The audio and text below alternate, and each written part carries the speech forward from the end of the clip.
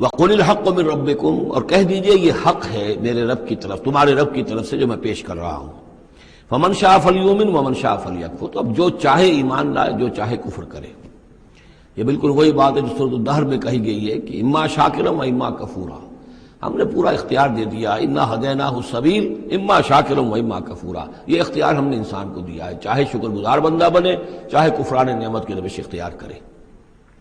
تو یہاں انداز یہ ہے کہ آپ ان کفار سے کہہ دیں کہ میں دعوت پیش کر رہا ہوں، اب تمہیں ایمان لانا ہے لاؤ، کفر کرنا ہے کفر کرو، لیکن بین کی کوئی بات نہیں ہو سکتی ہے، کوئی گیو اینڈ ٹیک، کوئی جو ہے کمپرومائز، یہ ممکن نہیں ہے۔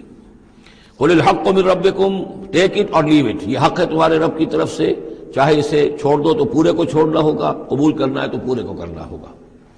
فَمَن شَاءَ فَلْيُؤْمِنْ وَمَن شَاءَ فَلْيَكْفُرْ إِنَّا أَعْتَدْنَا لِلظَّالِمِينَ نَارًا،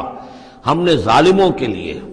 کافروں کے لیے، مشرکوں کے لیے آگ تیار کر رکھی ہے، احاط بہم سرادقها،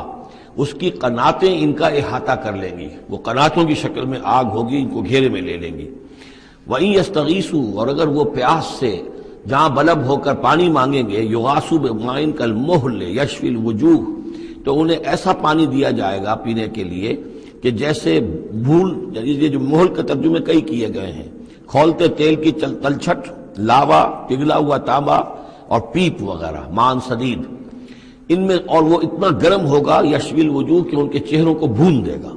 بئس الشراب، بہت ہی بری شے ہوگی پینے کی، وساعت مرتفقہ، اور یہ ان کے لیے ان کی آرام گاہ جو بنے گی جہنم، بہت ہی بری آرام گاہ ہوگی۔